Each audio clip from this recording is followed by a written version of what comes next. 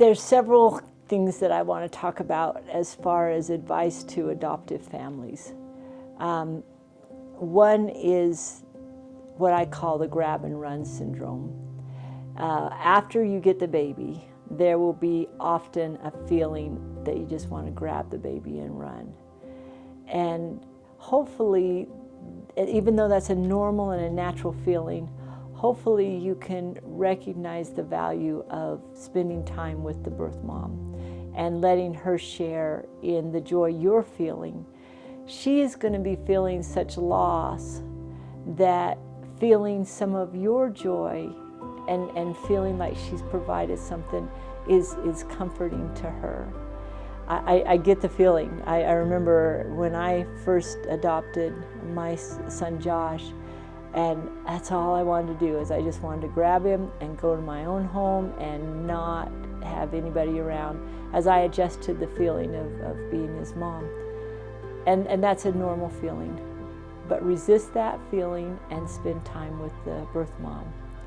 And part of that is that time in the hospital, which can be, I think of it as a sacred time.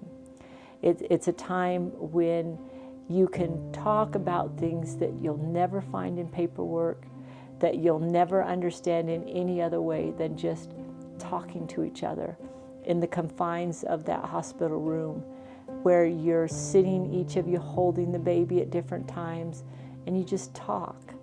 And you learn more about the birth father at that time than you ever would in any other way. You learn about her interests and her desires. The biggest thing that I think most adoptive families learn is how much she loves the baby, and how important that is to be able to express that later on in life to the child. Your mom loved you, and she did this placement out of love for you. And that's such an important thing to know. So using that hospital time as a sacred time. Another thing to be aware of is that sometimes birth moms will ask for things in the hospital or around the time of placement because of the anxiety and well, I call it, they're in a storm. If you're out in an ocean and the waves are rolling around you and you're in this huge storm, you will ask for someone to throw you something. Throw me a life buoy that I can hold on to. And sometimes birth moms will ask for things there in the storm of that feelings of loss. That once they get pulled, and if you're in a storm and you grab the life buoy and you get pulled to the shore, you often don't need it. And sometimes they'll ask for things that later on won't matter as much to them. So being careful about helping them feel comforted that you're going to be there for them, while at the same time not being afraid